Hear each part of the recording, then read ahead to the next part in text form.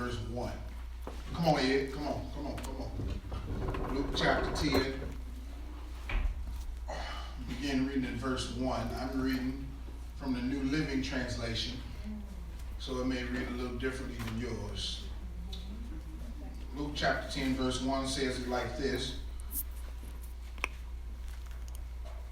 The Lord now chose 72 other disciples and sent them ahead in pairs to all the towns and places he planned to visit.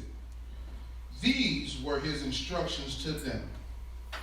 The harvest is great, but the workers are few.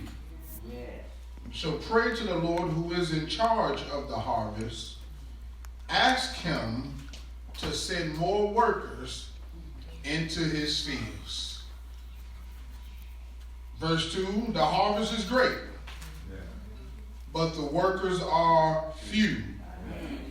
So pray to the Lord who is in charge of the harvest. Ask him to send more workers into his field. Look at your neighbor and say, neighbor, are you ready? Are you ready for promotion? Amen. Are you ready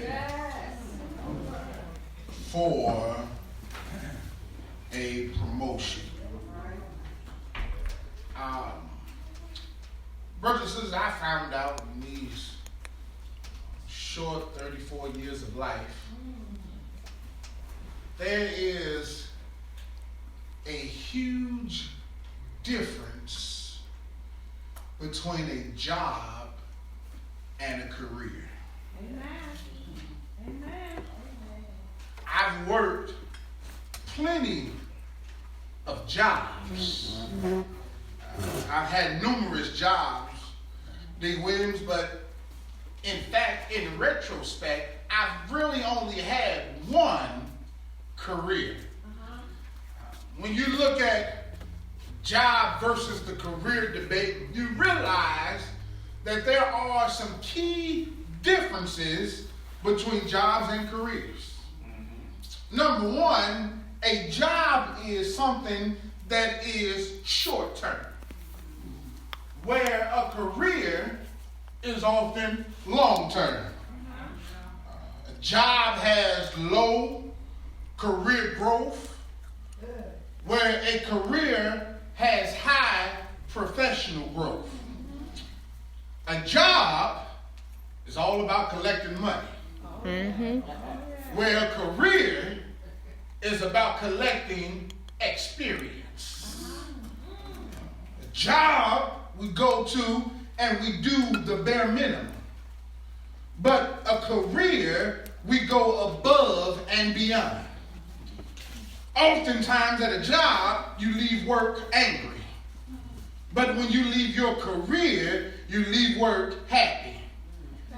At a job, you have tired Mondays. But at a career, you have energetic.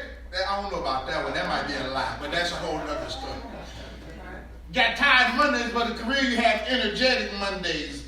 A job, you're uninterested in the values, whereas a career, you're aligned with the values. A job, you're always looking for a new one, but with a career, you're looking to move up the ladder. A job is not enough time in your day, but a career, they are fulfilling days. A job is a grind, but a career is a journey. Sister Benjamin, as I thought about it, and I thought about the debate of job versus career, and I thought about it, I said, maybe that's what's wrong with some of us. Too many of us are treating Christianity like a job rather than a career. Too many of us are treating the church as a job rather than treating it as a career. Too many of us are treating this walk, this daily walk with the Lord Jesus Christ as a job rather than treating it as a career. Because see, Nick Williams, that's the problem with a lot of us. A lot of us wake up and we come to church thinking about when we're going to get out. Okay, y'all just thought we're just talking today. A lot of times we show up to church, Alvin, already have in our mind better not take too long today. Amen. I'm going to come in here. I'm going to sit in the back. I may say amen once or twice. I may raise my hand. I'm going to give my little money, and we're going home. He better hope I don't fall asleep while he's preaching. I'm going to get this done, and we're going to get out of here. I come to say that I was there, and at least I showed my face. However, when's the last time you showed up looking to gain something from it rather than just to say I was there and not get nothing from it? When we go to places to just show up, to just show our face, we're going with the intention of not trying to get anything out of it. But yet, if you think about it, if you go somewhere with intentionality, trying to get something, for going, expecting to gain something from the church house, I promise you that your worship experience would be a whole lot better if you came in expecting something. Too many times, though, we see, it's a lot of us, we Christians by default. Okay. A lot of us are Christians because mom and daddy was a Christian. It's almost as if we've fallen into the family business and we really don't want no part of it. It's a lot of us that join church because we figure this is just what we're supposed to do. And we really don't have any meaning behind it. All right. That's why we don't invite other folks to church, because we don't even really know why we're here to begin with. All right. The thing about it is that if we're going to do what the Lord says do, there ought to be some fire behind it. All right. There ought to be some emphasis behind it. Because watch this. Last week we just talked about loving the Lord. So if you love the Lord, there's going to have to be some work that you're going to have to do behind it. Right. Because we already said that love is an action word. We can't just tell the Lord we love him and don't put no action behind it. We can't just tell. Sister Benjamin, to be honest, somebody can tell you they love you all day long. But if they don't put no action behind it, if they don't show you nothing behind it, Sister Benjamin, you might go in and tell them just go to, where the sun don't shine. You might tell them to go on somewhere. But there has to be some fire behind it, some love behind it. And that's the difference between us treating Christianity, treating being disciples of Jesus Christ as a job rather than a career. If we want the Lord to use us, we have to love the work that God has placed in front of us, because let me tell you, if you do not love it, you will not put forth your best effort. If you do not love it, it will not bring you satisfaction. If you do not love it, you will start to regret what it is that you've done. Yes. Teach it. It's bad when your career starts to look like a job. Yeah, all right, preacher. I don't know who this for. It's really for me, probably. I don't know. But I'm just saying what I'm saying. Education is my career. Well. But unfortunately, are we recording this? I can't say that. Somebody might see that. But I'm just saying what I'm saying. At some point, Sharon, it went from being a career to just being a job. Because when things start to mess up, when things start to get on your nerves, when things start to irritate you, when things start to suck the joy out of life, out of what it is that you once loved doing, it takes away your love. And when you don't love it no more, you start to do it with some anger behind it. You start to do it with some regret behind it. That's just how we are in the church. We used to love coming to church, but somewhere in there, somebody came and sucked the joy out of it, and now we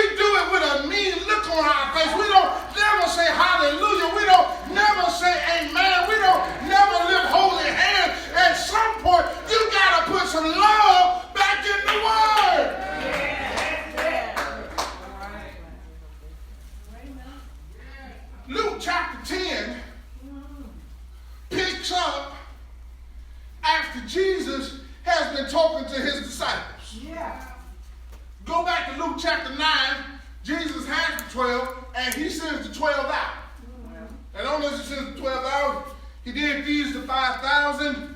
He predicts his death. Then they go to the mountain of transfiguration. He's doing all of this with them. He's showing them all of this stuff, and he sends them out. And then in Luke chapter 10, it picks up. Jesus said, and he got 72 more. So he had his 12. The 12 we know. But then it says that he had 72 other disciples. He takes them 72, and he sends them out in pairs of 2. In other words, he sends out 36 teams. 72 divided by 2 is 36. So he sends out 36 teams. And when he sends them out, he tells them, he says, I'm sending you out to go do some work. He says, because the harvest is plentiful, but the workers are few. Here's what Jesus said. Jesus said this. He said, watch this. He's saying, it's a whole lot of work to do. Okay, let me put you like this. Jesus uses this this ideology or this picturesque view of a gardener or someone who's working in a field. And he says that the harvest is plentiful. Here's what the harvest is. The harvest was that time of year after seeds had been planted, that it was time to go and pick the produce, pick the harvest, that you can pick it because it was ripe for picking and it can be used during the winter months. Well, here's what Jesus said. Jesus said is that there's some seeds that have been planted, and now it's up to us to not only water it, but now go out and pick the harvest and bring them in because they're ready to be used. He said the harvest is plentiful. Yeah. Come on, talk to me, somebody. But the workers are few. April, if I go out and I get one to join the church, I've done my job. But the problem is too many times we expect the same person to bring them all in. All right. But just imagine if everybody in here just went and got one. Yeah. And then those ones went and got one. And then those ones went and got one. Maybe you wouldn't have so much hell in your household that you got right now. Maybe you wouldn't have so much trouble on your job that you're having right now. Maybe your kids wouldn't be getting on your nerves like they're getting on your nerves right now. Maybe you wouldn't be going through the stress of life, going to the doctor every week because you're dealing with all this stress. If we would just go out and pick one. But in order to do that, you have to love the work. Because can I be honest with you? I hate to be the bearer of bad news. You have to love the work because the work isn't always easy. Because if I did not love it, that means when it got hard, I would run away. You have to love it because when you love it, we just talked about that this morning in Sunday school. When you love it, you put up with something a little bit more. When you love it, you put up with something that's a little extra. You may go the extra mile. You may go above and beyond. When you love it, you must watch this. When you love the work, you love it because you know that there's going to be some external and internal sacrifice. See the text. Look at Luke chapter 10. Go just a few verses up. In chapter 9, it says, Jesus literally lays out the cost, Stevie, of following Jesus Christ. Yes, it does. Saying it's going to cost you some things if you're going to follow me. We at chapter 9, verse 57, says they were walking along. Someone said, Jesus, I will follow you wherever you go. Jesus replied, he said, watch this, foxes have dens. Birds have nests. But the Son of Man, no place to even lay his head. He says, listen, he says, if you're going to follow me, there's going to be some times where you ain't going to even have no place to stay. You're going to have to sacrifice. Because you can't go home because you're following. That's what he told him. He says, watch this.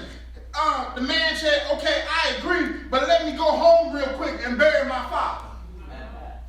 Jesus looked at him and said, let the dead bury the dead. Oh, shucks, good God. But he didn't just say, let the dead bury the dead. If you read it, he says, let the spiritually dead bury the dead. And you come and follow me, because all I need you to do is preach about the kingdom of God. In other words, what Jesus was saying is, you can't go back and preach to dead folks. You can't go back and preach to a dead situation. I need you to go and preach to some folks that's going to give them life and have a life more abundantly. He says, I need you to go out. You can't go back home. All right. Man said, well, can I at least go home and tell my family goodbye? Jesus said, no, because anybody that puts their hand to the plow and looks back, they're not worthy of holding the plow to begin with. And that ought to be a word for somebody in this room this morning. You started following Jesus, and then Alvin, you had to think back to yourself one time. You thought about what happened before you started following Jesus. You know what I'm saying. You thought about where you would have been on a Saturday night, Sunday morning. You thought about where you would have been when you were. I'll be honest with you. We just being honest, right? Transparent. You know, it's All-Star Weekend. Parties all over the city. Yeah. Alvin, they tried to get me to go to several of them, but I knew better, because I knew that I went to the party, I might have not made it here on a Sunday morning. You just got to be honest with yourself. There's a lot of things. It says, but when you put your hand on the plow, says don't look back, because if you look back, you weren't even worthy to pick it up to begin with. And that's a word for somebody in the room this morning. You got to love the work, because you can't look back. You can't love the old life more than your new life. You can't love where you came from more than where you're trying to get to. You can't love the old stuff. You got to keep moving forward. You got to love the word, because listen, there's some external and internal side first. Because watch what Jesus said when he gets to chapter 10. Right around verse 3, he says, listen. He says, now be aware. I'm getting ready to send you out like lambs to the wolves. Shucks, good God Almighty. Okay, hold on. Jackie, Jesus is telling them up front, I'm finna send y'all out. But when I send y'all out, you're going to catch hell. That's what he said. That's what it's in the book. It's right there. He says, I'm sending you out like lambs to the wolves. You know what that means. Basically, I'm sending you out to get slaughtered. I'm sending you out to get ate up. I'm sending you out to, because they're getting ready to be on you. They're getting ready to attack you. And I'm letting you know that this work that you're getting ready to do, you're going to get attacked. All right. When I think about it, I said, maybe that's why some of us stopped doing what the Lord told us to do. Because we were tired of getting attacked. We were tired of getting told what we should be doing. We were tired of getting told that we were trying to be too good or goody two-shoes. We got tired of being told that we wasn't no good to begin with. We got tired of being told that that God ain't real, that you believe in that white man's religion. We got tired of having to deal with nonsense. So instead of dealing with it, we just gave up. But you have to love the work, Because if you truly love it, you'd understand that there'd be some sacrifice. Yeah. Listen, I won't gonna go here, but since we're there, it's 7 days in a week. Out of those 7, I'm up before 7 every day. Before 7, I'm up 7 out of 7. And I get up and I go to work Monday through Friday. And then I get up on Saturday and come here for food pantry or some meeting or some prayer breakfast or something. And then I get up on Sunday and I'm here for Sunday morning. And see, look right there. Some of y'all face said, well, you supposed to, you the pastor. Well, but if we all supposed to be working together, Yeah. we all ought to be able to make some sacrifice. Yes. Because if everybody made some sacrifice, then maybe it wouldn't have to be 7 out of 7. It might be 6 out of 7. I might be able to sleep in on a Saturday, but don't nobody else want to make no sacrifice. So then the same folks got to come over and over and over again. Amen.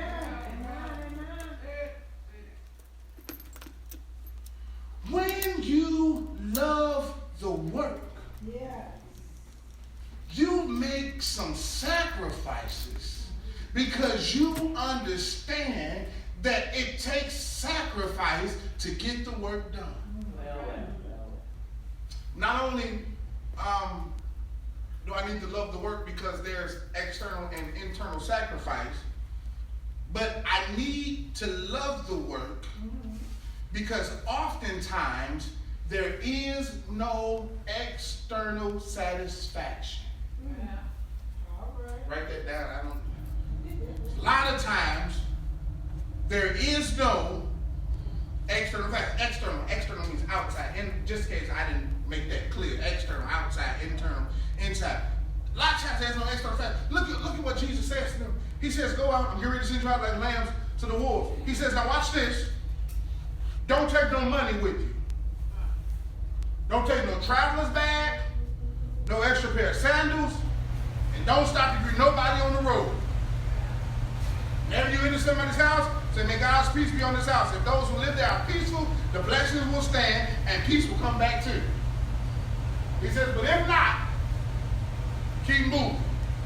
He said, and don't go out there jumping from house to house. He said, just stay in one place and be peaceful. Here's what Jesus is trying to say in layman's terms. That the work is not as glamorous as you think it is. Okay, all right. Sister Stephens, there's a lot of folks running to be preachers and don't even know what it takes to be a preacher. It's a lot of folks that start preaching on Monday and want to start pastoring on Friday because they think it's glamorous. Yeah. I had a young man tell us when we was at the Gospel Bowl this year, we were sitting downstairs eating. This young man walked up to us, I think I might have told y'all this story, and said,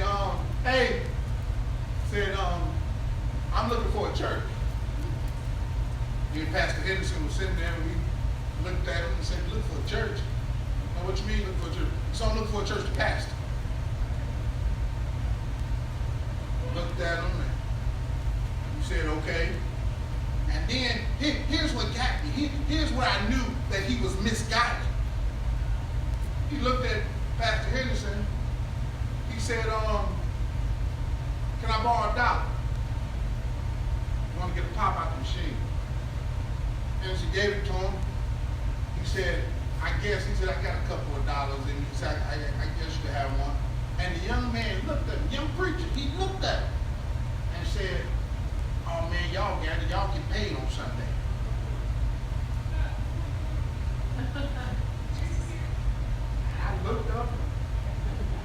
I looked up, see, even Siri said just a second. I looked up and looked at him and said, you're sadly mistaken if you think that that's the whole thing of pastoring. That we show up to get paid on Sunday morning.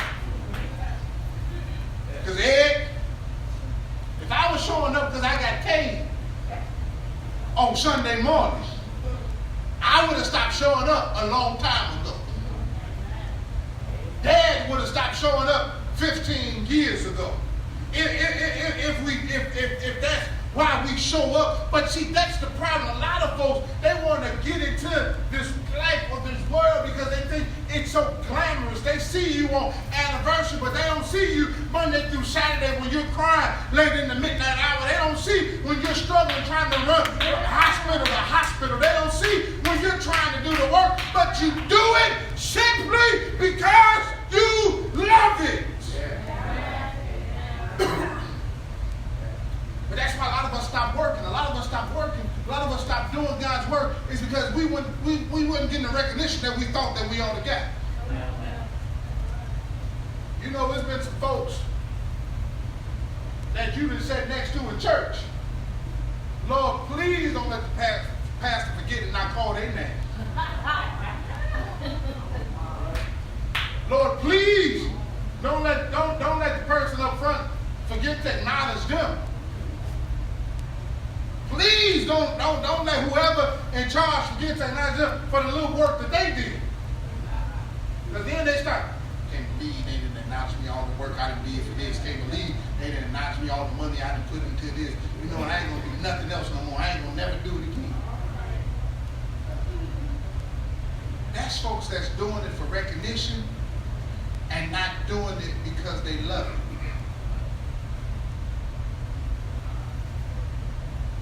Love the work. You gotta love it because there's some external and internal sacrifice. You have to love it because a lot of times there's no external satisfaction. But, and I'm closing with this, if you love it, you'll always get some internal satisfaction. Okay. It's the I knew y'all weren't gonna get too excited on this message, so I'm okay with y'all being quiet. That's all right. Jesus says, go out. Gotta go into the houses, gotta stay there. In a town, sometimes gonna welcome you, sometimes gonna refuse you. He said, it's some sorrow that awaits you. He said, there's some things that you don't have to happen. He tells them all these things, all the way up to verse 16. He said, the disciples went. Verse 17 says, and the disciples came back. And when the 72 returned, watch this. They joyfully reported to him, Lord, even the demons obey us. Watch this. When we use your name. Okay, I thought you'd get a little excited right there. Let me try it again. Let me rewind and press play. This is Beverly. They go out. They didn't have no food, no water, none of that stuff. They went out like lambs to the wool. They left their family behind. They had to sacrifice all this stuff. But when they got back, they didn't just come back and report. They came back and joyfully reported. They came back with a smile on their face. They came back with some excitement in their heart. And they said, Lord, we got good news for you. Lord, we're excited about the work. Here's why we're excited, because, Lord, even demons fall when we use your name. There's the joy of it right there. Because there's satisfaction in knowing. There's satisfaction in seeing that at the name of Jesus, Yes. every knee shall bow and every tongue shall confess that he is Lord. At the name of Jesus, demons will have to tremble at the name of Jesus. Yes. There's joy there. And there's excitement there. Yes. That's why I love the work. It's not glamorous. It ain't always my favorite thing to do. But I love it because I know at the end, there's power. Yeah. Because if I trust in Jesus, I may not see it right away, but I know that there's a reward that's waiting for me at the end. So I challenge us, St. James. I challenge us to start loving the work. Because if you love it, then you'll do more of it. Well. I challenge some of us to even start working. If it ain't you, just keep looking straight ahead. Don't look at nobody. Don't say nothing to nobody. You start looking around, they're going to know it's you. Listen. I challenge you to start working for your church. Yeah. Working for the Lord. And in the process, you got to love it though. Well. Because if you don't love it, you're going to quit just as quickly as you started. To be honest, but some of us ain't going to even start. I pray that we check. And see, listen, that's why we started with love the Lord.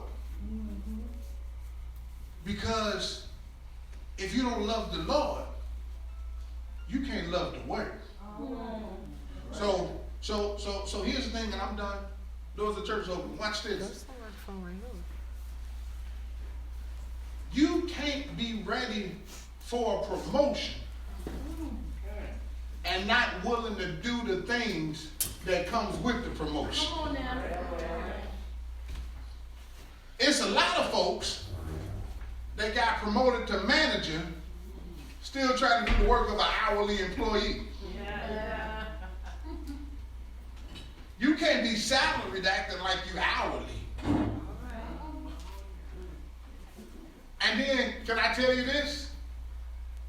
You know what else comes with promotion? Responsibility. Besides responsibility, Stress.